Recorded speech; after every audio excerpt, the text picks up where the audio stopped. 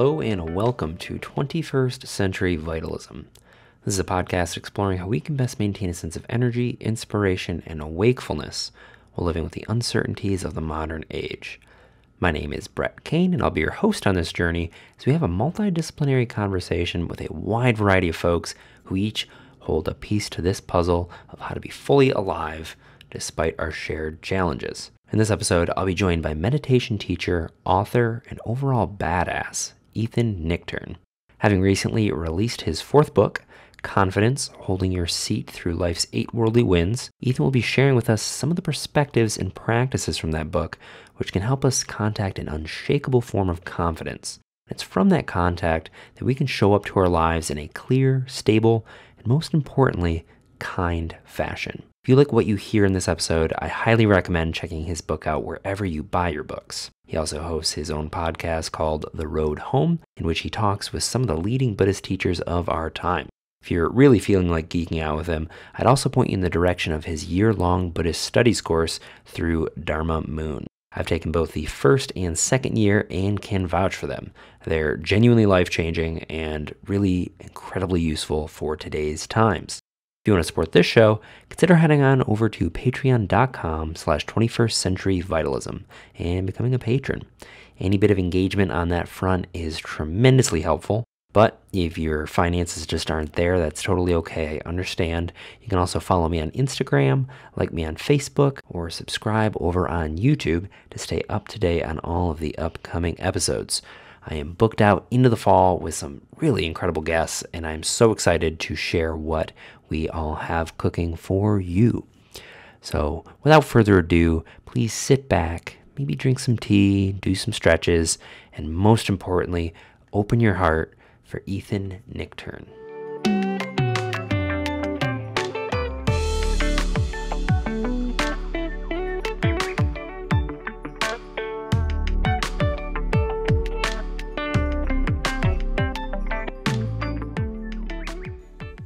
Okay, Ethan, hello. We are now live. I just want to start by saying thank you so much for joining me for this hour. How are we doing today? Thanks so much for having me, Brett. Doing well. It's been a busy summer so far with talking about Confidence, my new book, and absolutely nothing going on in the world of note. So not that busy that way. Yeah, it's just. But I think I'm feeling pretty optimistic about right now. So yeah, feeling good. Yeah, it does seem like there's a little bit of a wave of optimism happening right now. Everybody I talk to who is kind of despairing over the future of the election, there's kind of like a breath of fresh air I'm recognizing. So, yeah. It is interesting how much people need kind of permission to show up. Yeah. I mean, the interesting thing about an election is it was always just going to be, what do you decide to do? How do you decide to engage? But it feels like it's something that's happening very externally. So when the external conditions feel like they shift, right, it feels like, oh, okay, now I have permission to change my state of mind. It was just very interesting from a dharmic standpoint, Yeah. Yeah, there's almost like an invitation to engage a little bit differently now that things have kind of shifted, where before it felt, I admit within myself, there's a little bit of like hopelessness. There's a sense of just like impending doom, but now it's like, oh, there's space, and there probably was always space, but now it just feels a lot more tactile. Yeah. I also think it's, in terms of rousing our joy, rousing our, bodhicitta or wind horse, whatever, if you want to use Buddhist terms. It's always easier to do that when you're set up for something rather than against something. And I think that's been part of the shift as well, Yeah, I think that's astute. So what I was kind of, thinking about as I was preparing to chat with you, it's pretty interesting that you released this book after, I think there was like a 7-year gap between your last book and Confidence. Did you mean to release this in an election year? Was that intentional? I don't think so. I mean, we knew, so this is my fourth book about Buddhism. I've written another book that was independently published. But like the thing that you learn about writing a book is when you have the idea and put together the proposal, typically it's going to be 2 years after that the book will actually come out. So it's, sometimes books happen more quickly when there's a topic, that they want to move along. But a lot of writing a book is trying to write, especially writing a spiritual or psychological text, is you're trying to talk about something that's timeless, and then you're also trying to talk about it in a way that's grounded in your own life and the experience of others.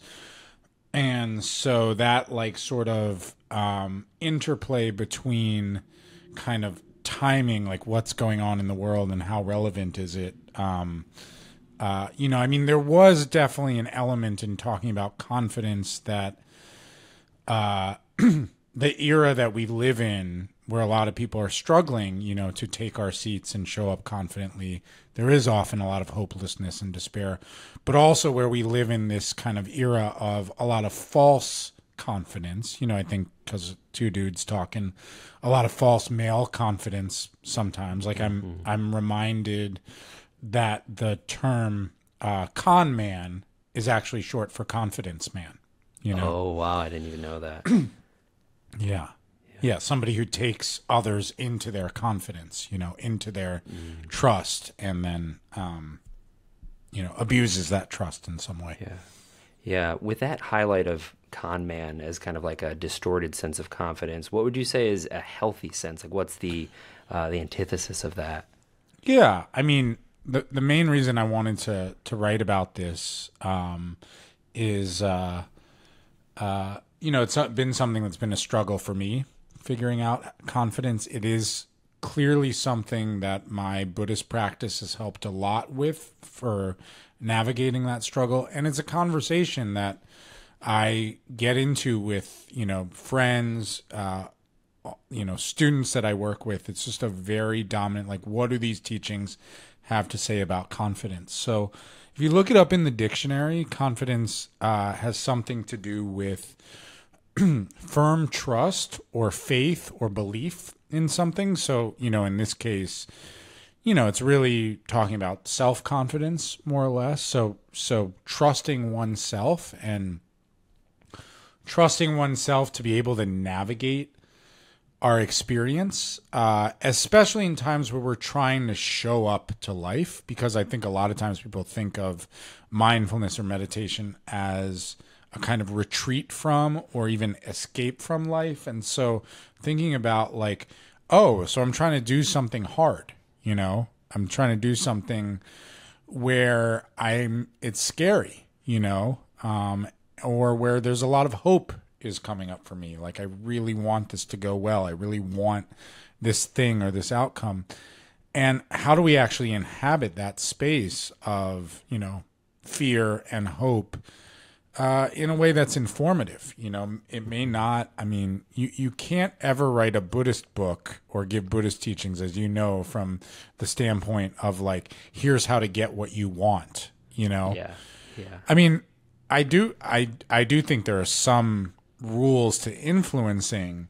Here's how to get more, if you want to be more successful, in your work life. I think there's some principles of discipline, compassion, etc., that could help in the general sense. But the basic, structure of the Buddhist teachings is sometimes you win, sometimes you lose. Sometimes you get what you hope for, sometimes what you're afraid of ends up happening. And that's all actually part of awakening to our humanity. So it's this interesting thing where it's like, I think a lot of times when people talk about confidence, it more has that sense of here's how to get what you want, right? And I think the Buddhist take on confidence is more, here's how to learn more and more about being human from the recurring experiences of hope and fear. Yeah.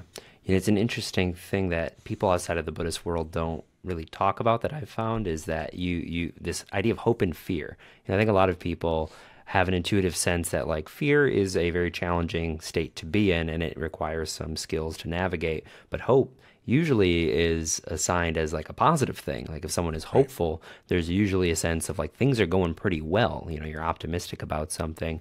But it sounds like what you're saying, and I mean, the whole Buddhist thing is that hope is almost just as problematic in a sense, or just as challenging to maintain a sense of awareness in.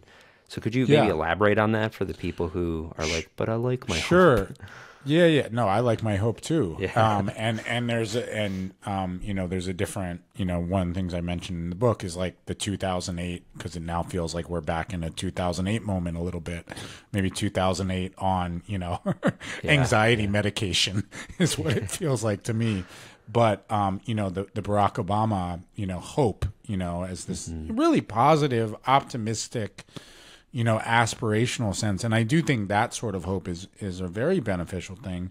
And I don't think there's anything wrong with hope and fear. You know, it was actually Chogyam Trungpa, the late Tibetan Buddhist master and teacher, who really coined this way of looking at the sort of, you could say, double-edged sword or two sides of the same coin of hope and fear. And it's not that either one is bad or good, but you know, there's a version of hope that really isn't about opening our heart to some optimism about ourselves or optimism about humanity or optimism about a situation, because that sort of hope I think is really necessary. But I think what Chogyam Trungpa was talking about is there's a certain kind of desperation, you know, or grasping quality in hope that when you know, like, so let's say, you know, you really want to go, you know, go out on a date with someone, right? And you've, you know, reached out to them on a dating app or texted them and you're like, I really hope they get back to me because I really want this, you know? When you, now that's a very heart soaring moment, you know, and if anybody's in that situation, I actually, I hope you do get a really great situation for yourself. I don't know if this is the situation, but that moment where you're like, I really hope they get back to me and they say yes, you know, or a job, you know, would be another example. And, you know, there's a beauty, there's a real innocent beauty in that longing, but there's also a kind of desperation that can be hidden in that. And, you know, with the dating thing, it's like, I'm really afraid of rejection, you know? So a lot of times we focus more on one or the other of those kind of forces moving through us, what the Buddhist teachings call winds, right? Like you could focus more on like, I really hope they say yes. Or you could focus more on, I'm really afraid of rejection. And it's interesting to just clock, where does my mind go? You know, some of us are very cynical, so we tend to just be like, yeah, I'm probably going to get rejected, you know? But the idea is not that either of those experiences are problems. They're just, you know, once you ask somebody out on a date, you're going to be in the realm of hope and fear. You're going to hope they say yes. You're going to be afraid of rejection. But it's just realizing that those experiences go together, right? Yeah. There's a pairing of hope and fear, right? That they actually are embedded within one another. It's like the yin and yang of showing up to the world is hope and fear. Yeah. So, you know, from the standpoint of cultivating a sense of confidence, how would you suggest we best kind of work with these energies? Because it kind of seems like it'd be very hard to go beyond them, though I'm sure some people might hear what you're saying and be like, well, I guess it's time to transcend and maybe renunciate from the world so I never have to experience this. But Yeah. knowing you Yeah. as I do, you know, I know that that's not really what you advocate. So how do we best relate to hope and Yeah. fear? I mean, I think some people throughout history that's been their path to kind of move away from all of these arenas, which make things a lot more forceful, right? Like, do I care, you know, who wins an election? Do I care if I get the date? Do I care if I get the job? Do I care if my screenplay gets accepted, et cetera, whatever it is? So it feels externally easier to move away from all that, and some people have. It doesn't actually remove hope and fear. It probably what it does is it relocates and intensifies hope and fear in one's isolated spiritual being, right? But it does simplify things. because you're not worried about somebody texting you back anymore. You're not worried about the job. You're not worried about the election. So I get the simplicity of that. But, my approach to spiritual practice and my approach to this book is, let's assume that we are going to fully immerse ourselves in the world. And even more than that, let's assume that our immersion in the world could actually be the ground for our awakening, for our enlightenment, So I think, in terms of working with the energies, there's different ways to work with these energies of hope and fear, and talk about the 8 worldly winds as these 4 pairs of experience of hope and fear that the Buddha initially taught. I think the main way is just to recognize them, and to recognize that they provoke a response in us, So it's just nice to say, oh, I want pleasure right now. Oh, I'm afraid of pain, I really want praise. I would love praise. I really don't like to be criticized, I mean, we could pretend it's otherwise. We could pretend, no, I love criticism. We could say, no, it feels very pleasant to me. It's not true. So I think the first thing that the baseline of mindfulness is something that feels very rudimentary in a way, but we forget to do it, which is just to say, this is what's happening, right? Right now, I'm hoping for, and a lot of times we really don't want to say that we're experiencing hope and fear. I think I often joke with students, like when I ask how they're doing and they say fine, or I catch myself saying fine, that's not really saying anything. Like fine has it should be thrown out of the English language. It's a non-descriptive term. So it's saying, oh, I mean, if what we're saying is I'm basically good and okay, then it's great. But it doesn't describe, oh, I really want a sandwich right now, or I'm really afraid, of what my family is going to think of X. That's describing the moment, and the rudimentary but really revolutionary idea of mindfulness is that we actually notice the moment as it's happening, and we do not pretend it is otherwise. Yeah. So how do you feel like that? I mean, does that alleviate it a little bit? Does it kind of clear it up, take away some of the gravity, or does it just kind of help build your sense of resilience so that you can meet that moment more fully without reservation? Or I guess mechanically speaking, what does that quality do for that experience? Yeah, I think it depends on the situation. I mean, one way of describing mindfulness is it's just gaining familiarity, right? Mm-hmm. So the more you gain familiarity, it's like,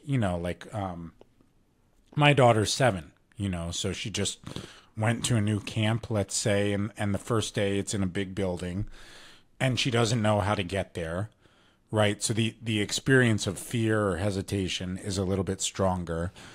And then by the 3rd day, she's like, oh, I know where my room or my space is. I know how to navigate when drop off happens and when pickup happens.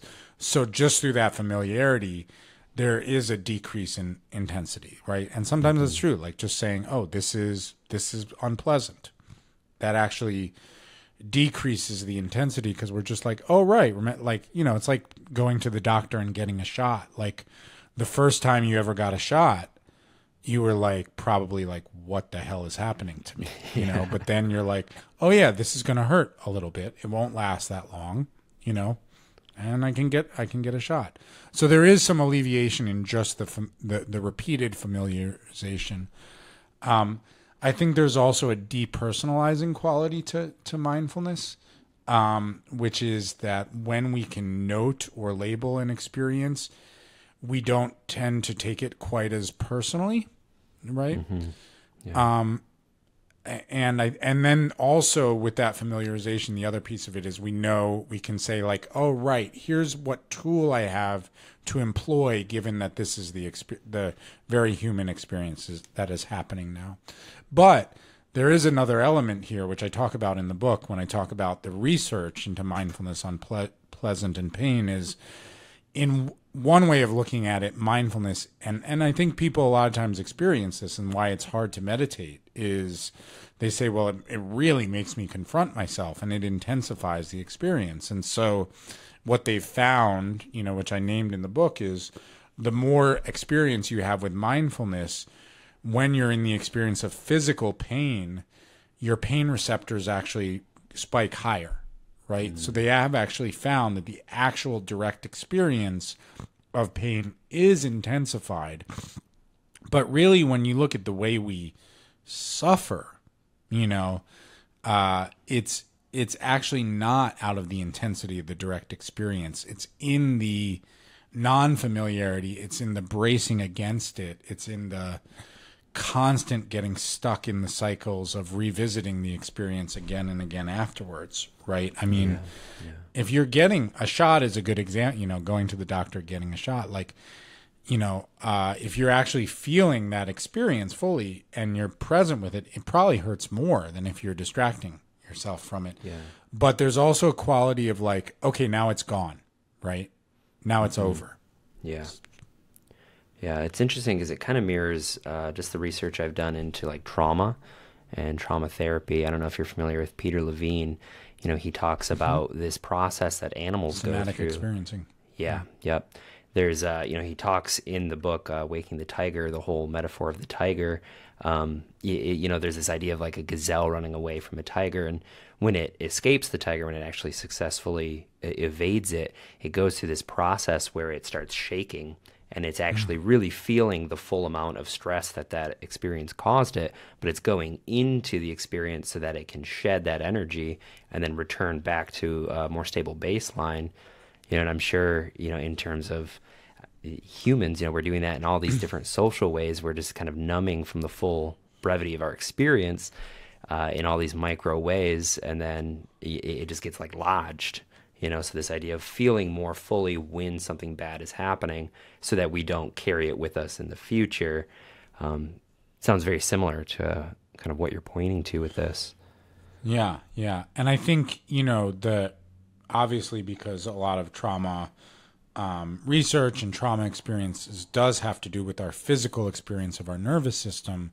When you look at the experiences of hope and fear and, what I want to talk about in confidence in terms of these 4 pairs or the 8 worldly winds, I think it's really important actually because intuitively the Buddha started with pleasure and pain because he wanted us to realize that when you're directly present with the experience, there's a quality of intensity, and also there would be a greater intensity with pleasure too, right? It's not just that the pain hurts more, it's that if you're paying attention, the pleasure is really, the artfulness of our experience is there too, and there's a real sense of wow, this is good.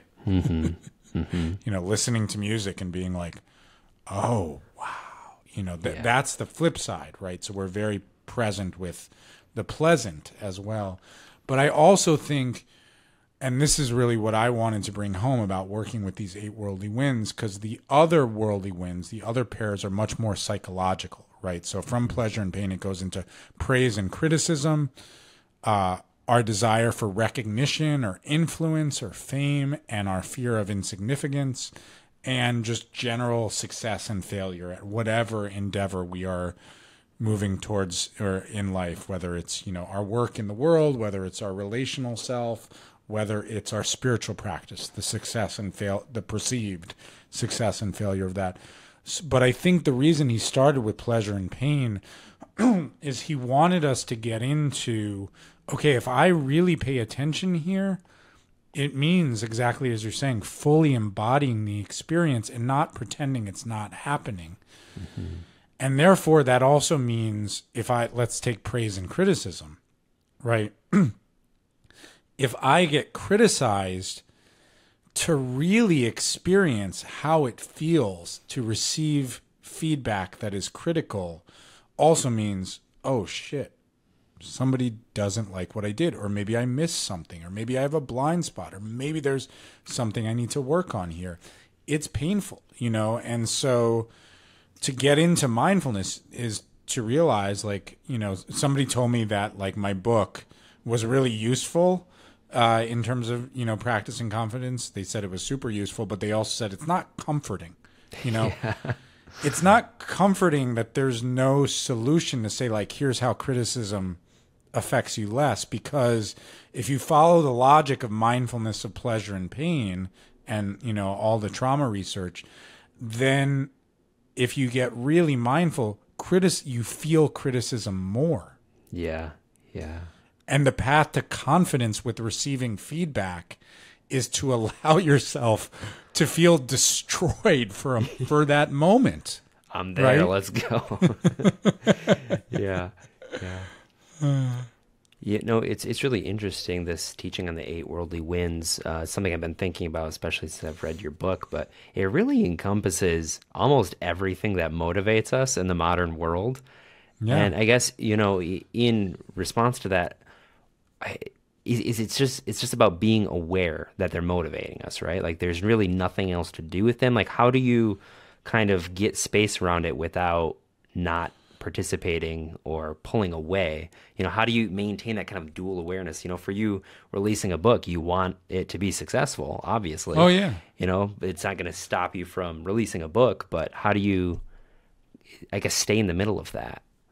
Yeah, yeah. So I've always loved the 8 worldly winds. It's one of the earliest Buddhist teachings, but they are often mentioned in passing, and exactly as you're saying, it's so relatable to being a person trying to practice these teachings in the world, because these are the experiences that we face, so universally and so personally at the same time.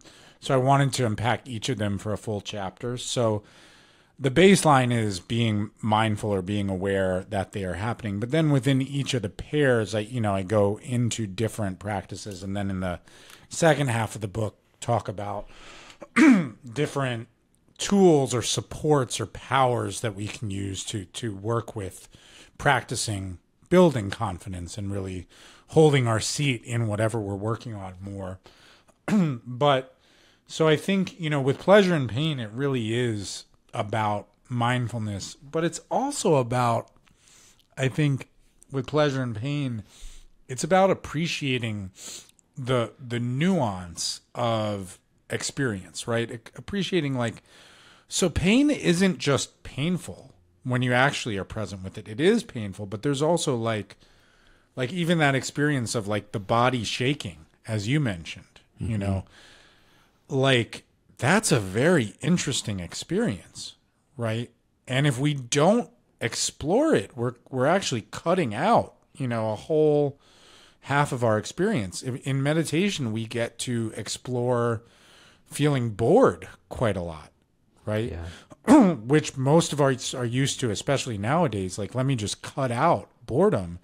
But there's so much. It's like an entire treasure box of little biscuits of crispy awareness, when we actually get into what boredom is. And so there's a richness to the exploration. With praise and criticism, yes, it is about awareness, but then it's also about, so how do I practice giving and receiving feedback, knowing that praise and criticism are winds that strike very similar to pleasure and pain? How can I prepare myself for putting myself into situations where I'm going to receive feedback?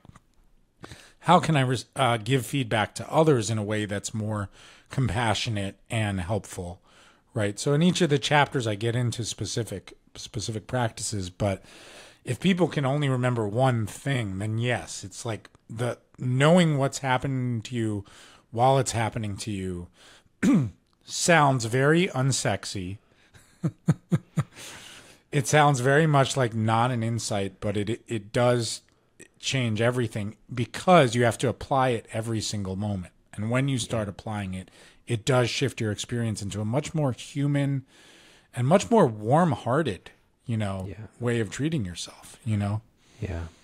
Yeah, that's been my experience. I feel like for me, like mindfulness, I've thought of as like kind of like microdosing my neurotic qualities. You're just sitting there for a little bit of time and you're just experiencing so many direct, just like, oh, that bothers me about myself.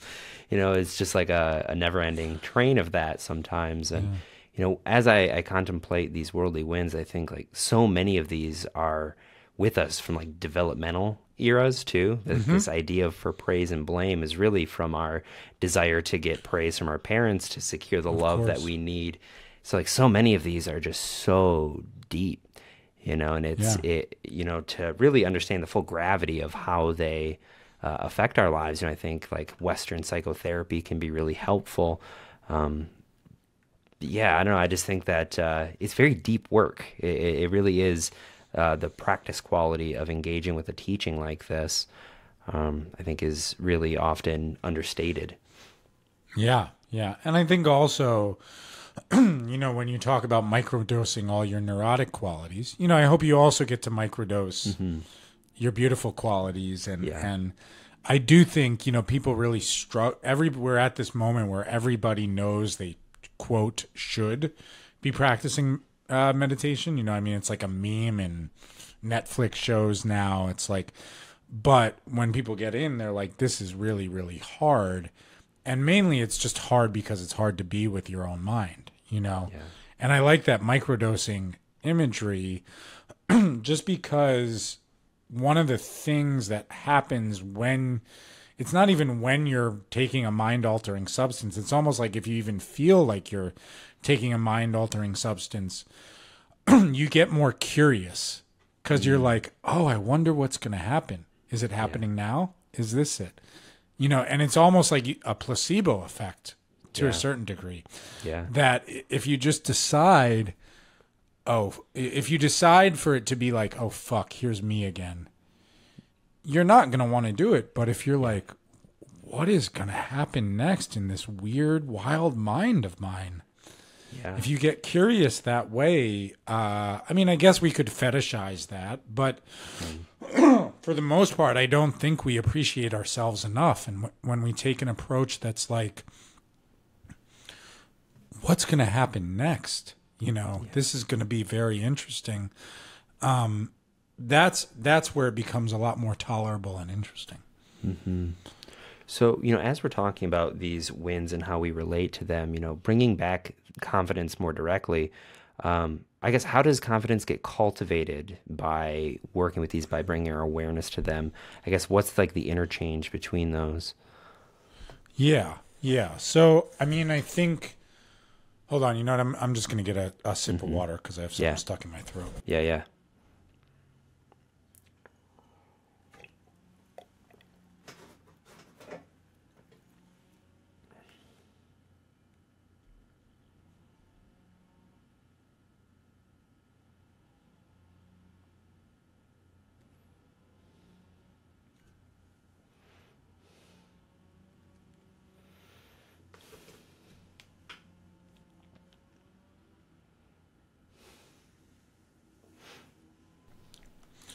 Sorry about that, Brett. That's okay. That's what editing's for.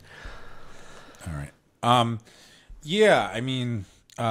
Say the question just one more time. Yeah, so I'm curious about, bringing confidence more directly into this kind of contemplation of the worldly winds and how meeting these winds cultivates a sense of confidence. Like, where's the interchange with that?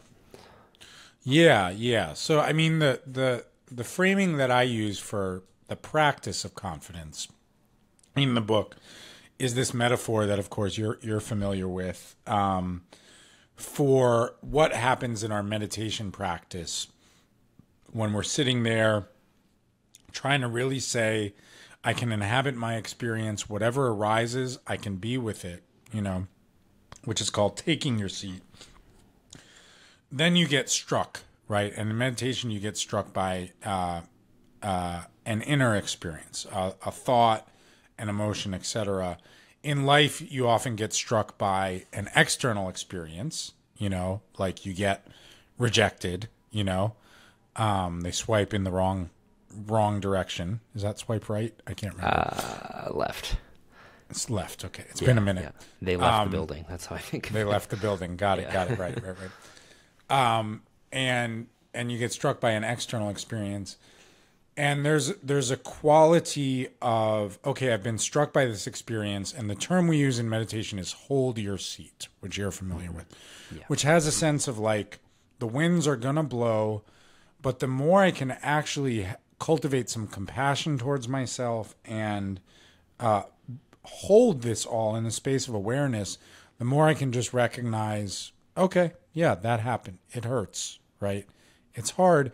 And sometimes that's not what happens, but I want to just practice staying with, right? And the reason we want to practice staying with is because we've already come to the conclusion that kind of running away from difficult experiences doesn't actually work, right? It doesn't resolve anything. So I think the attention is there, but in terms of awareness, but it really is just that practice of I can be with this, and then there's tools for how we can be with it.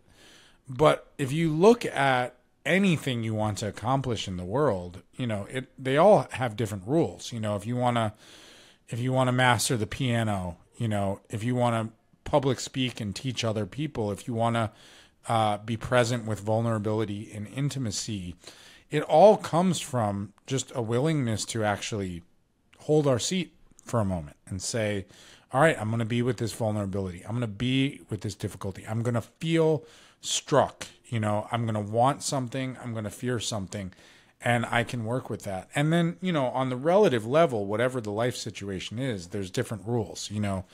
What that means to hold your seat when you're public speaking and, you get heckled, stand-up comedian friends might, that might be a moment of holding your seat, right? Or you hold your seat when, as a writer, for example, you ran out of things to say. You don't know how to finish the chapter, right? You don't know how to make these edits. And there's that moment that you're like, shit, this is hard. I want to run away. And maybe you do run away for a moment, just like in meditation. Maybe you go into fantasy for a little while. But then there's a moment you say, come back. I am here. I can work with this. All modes of confidence, the practice, I think, have to do with that, learning to stay or holding one's seat. So I really use that sense of holding your seat with the practice of confidence interchangeably.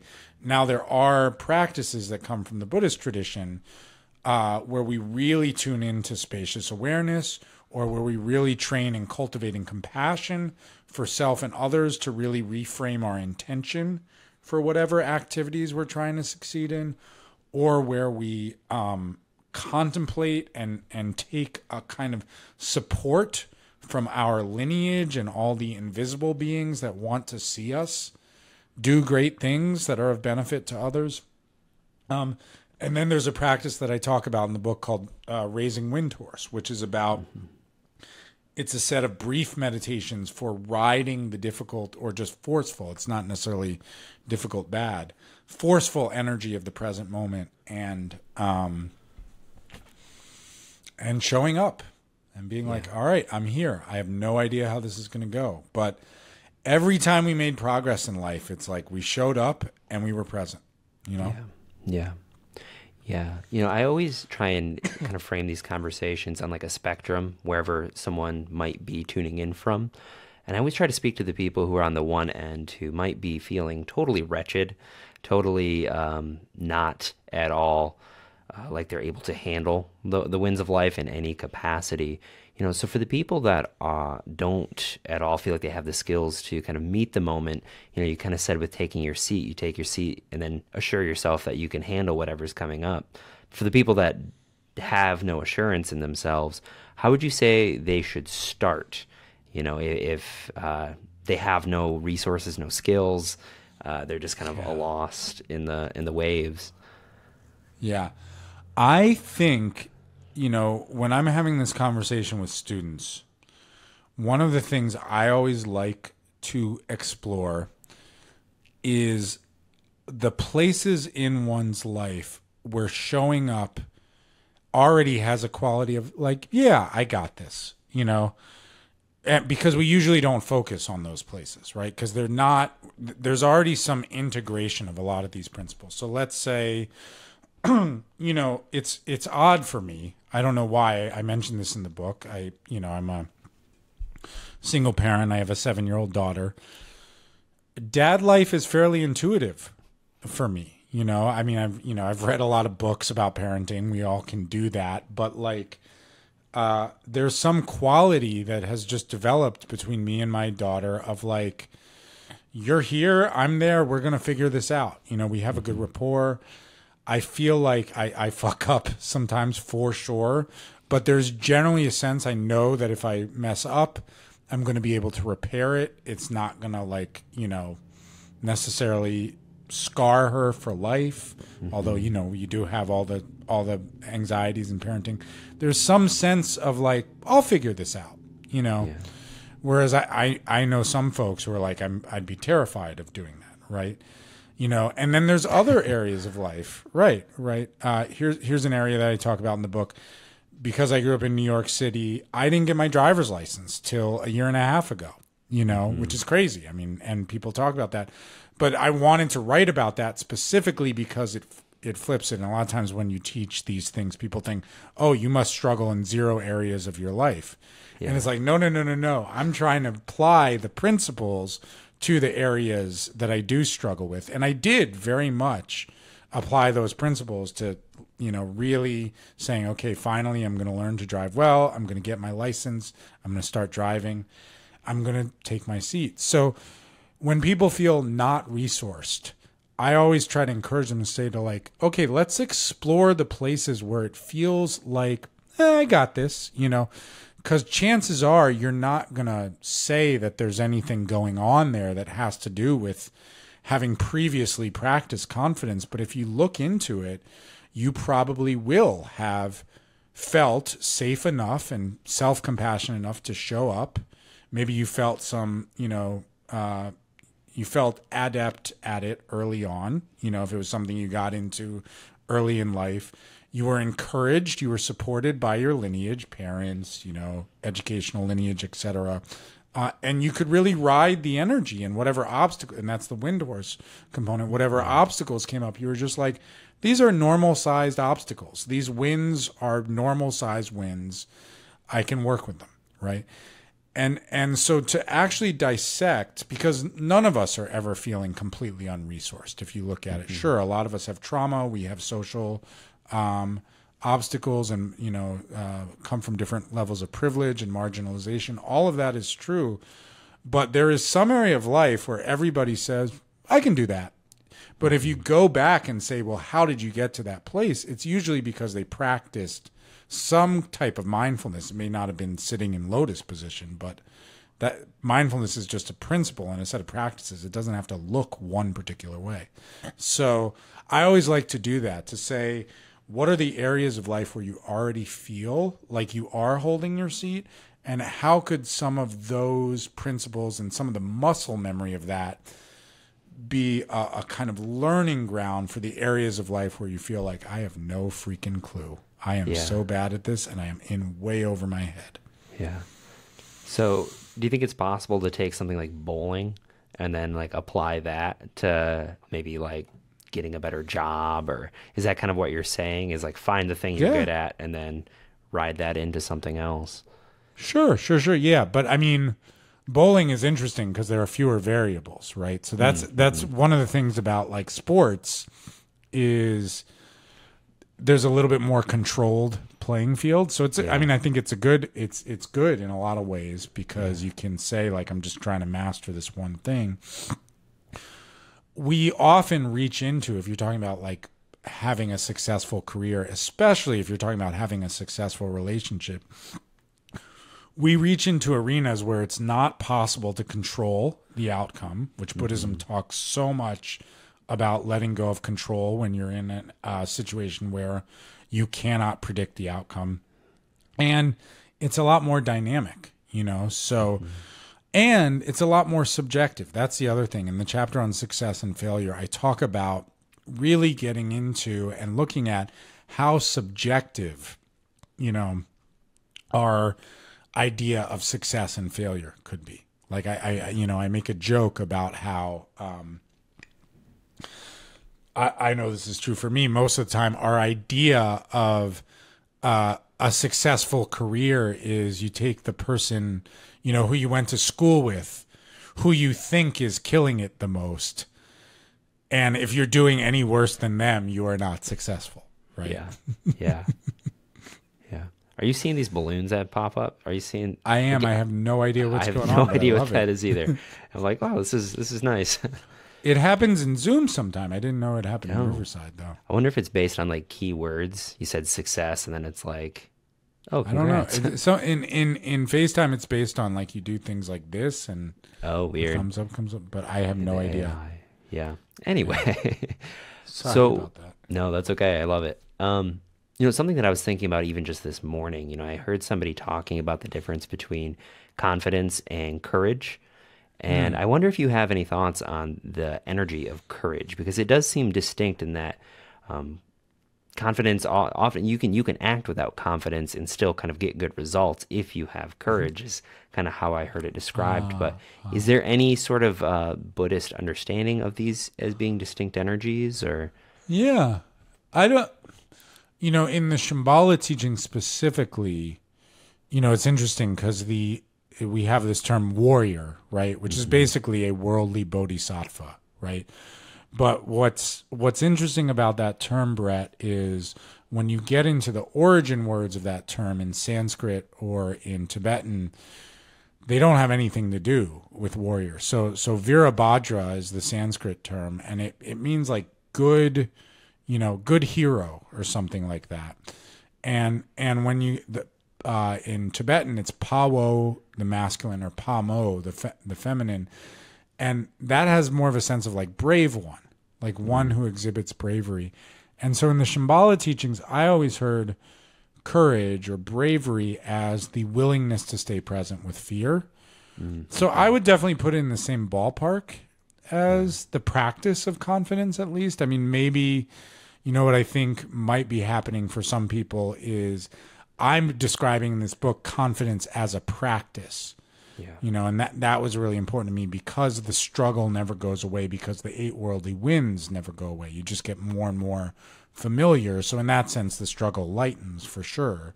But if you look at confidence as a practice, I would say it's the same as courage.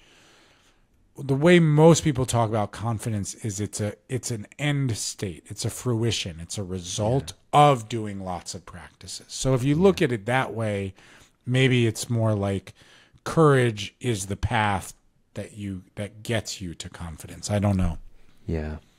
All of that sounds pretty on point. It's interesting that this book came out and your focus this year of these kinds of teachings, because it was actually lining up exactly with what I was studying with David, your dad. So I felt like everything in my life has been kind of pointing me towards this kind of practice. And I don't know how much you can go into it, because I was, talking about it with him over this past year, really just the practice of wind horse. And it's something that I found to be incredibly useful and incredibly pithy and immediate. I did it right before this podcast, and things just kind of happen.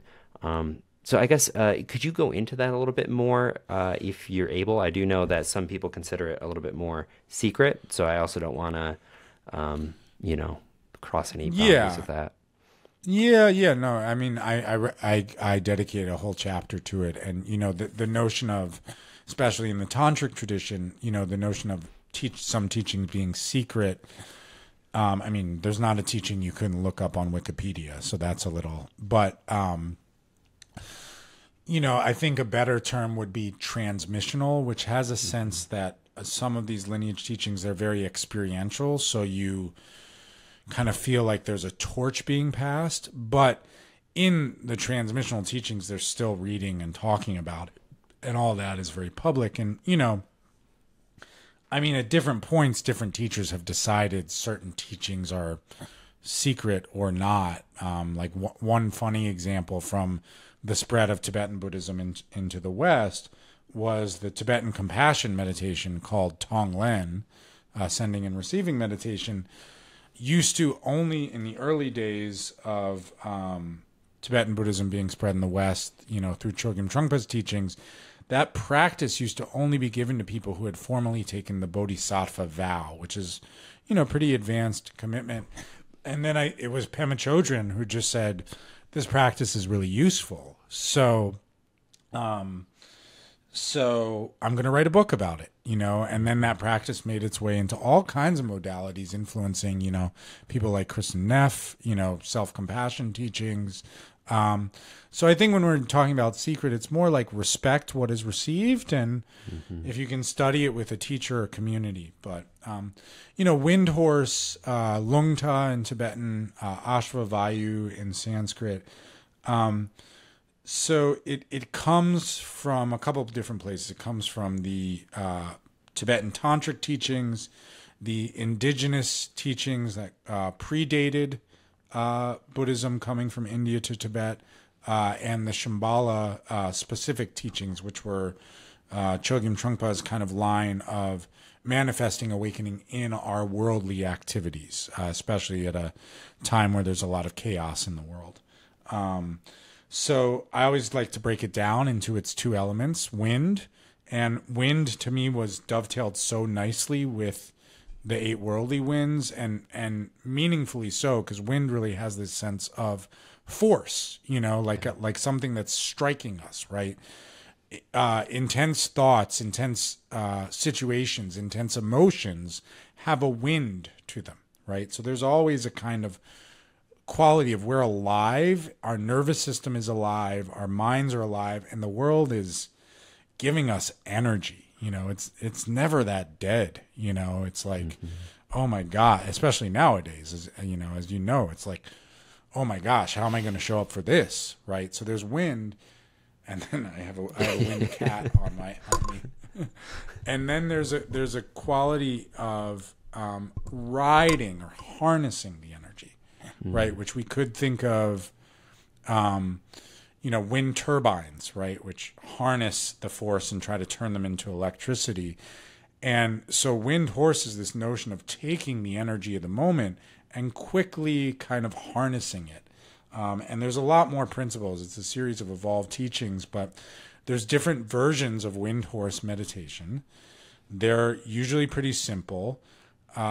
Some of them are kind of longer visualization practices, but most of them are done as like just 1 to 3 to 4 minute meditations that you can do at the beginning of a longer meditation session, at the end of a longer meditation session, or you can do them right before you're hosting a podcast, or right before you are about to ask somebody out on a date, or right before you have to do something where you show up and it's like, I'm not sure how it's going to go, and I have very human feelings about that uncertainty, and I hope it goes well, and I fear that it won't, and then you say, okay, let me take my seat, let me touch in with being of this earth, let me touch into the realm of possibility, and then you switch on your heart, you feel your heart, and feel it as a tender source of power. And then you say, I'm going to let my presence, my awareness inhabit this space, right? So I go through there's a 3-step version of the practice. There's a 5-step version of the practice. There's a much longer visualization version of the practice. There's a calligraphy version of the practice where you execute it's called the stroke of Ashe, where you execute a calligraphy stroke as a way to feel this energy moving through you, and then open with presence outward. So in the book, I give a written version of the 5-step wind horse practice that people can check out. Yeah. What I found to be really powerful about it, and I've received the transmission both from your father, from Larry Mermelstein, from you, there's probably somebody else in there, but it really is such an immediate kind of experience, and that I feel it very somatically. I feel things kind of shift in my body, and I don't want to kind of make it something that it isn't, like it's this all-powerful, super big thing, but there is something about it that I found to be so clarifying and useful, specifically this year. As I move through the summer, I've been touching base into it quite a bit.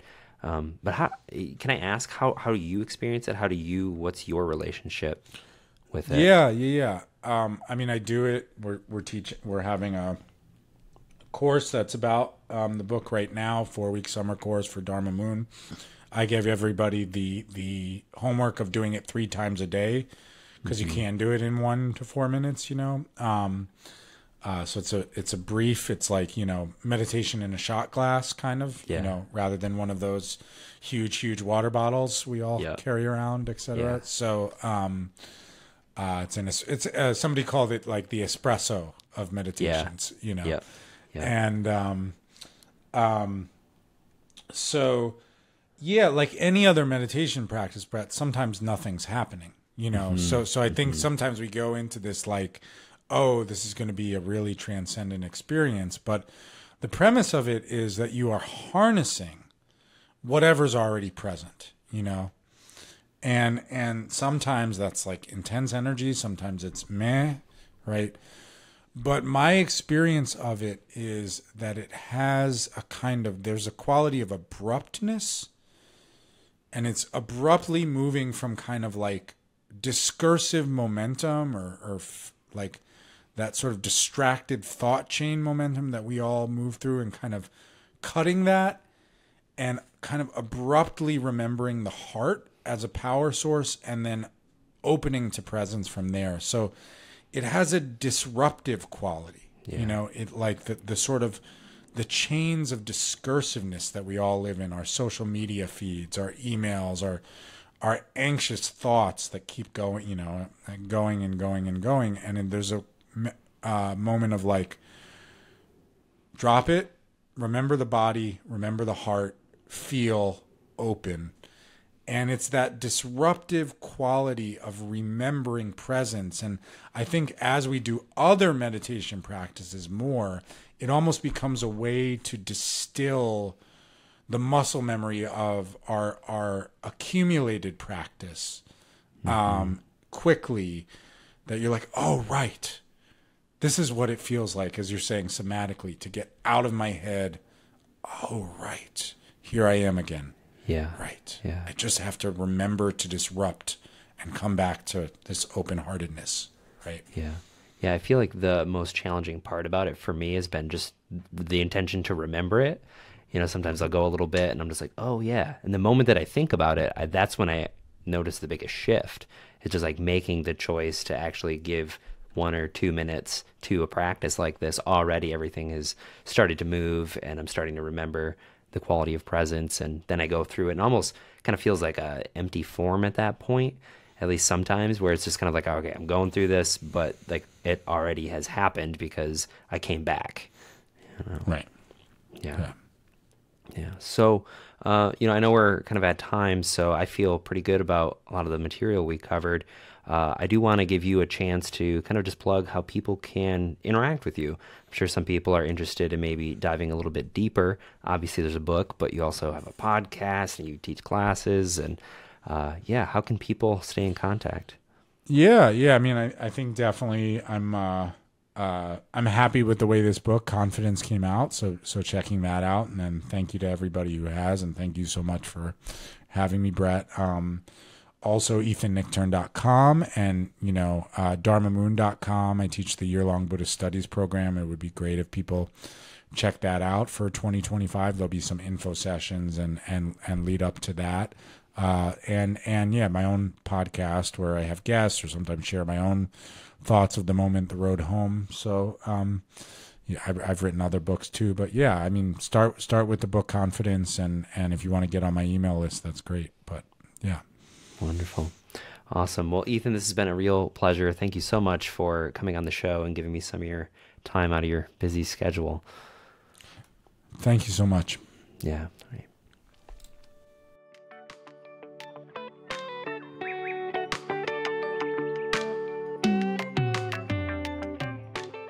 All right, that was the episode. Thank you so much for listening all the way through until the end. Again, that was Ethan Nichtern. You have all of his details right there. We just passed them. If you want to support this show, head on over to patreon.com/21st Century Vitalism. Consider becoming a patron. If money is tight, that's cool. That's chill. I'm fine with that. You can also subscribe on YouTube, follow us on Instagram, or like us on Facebook. Thank you so much for listening all the way through until the end. That was it. So we'll see you next time.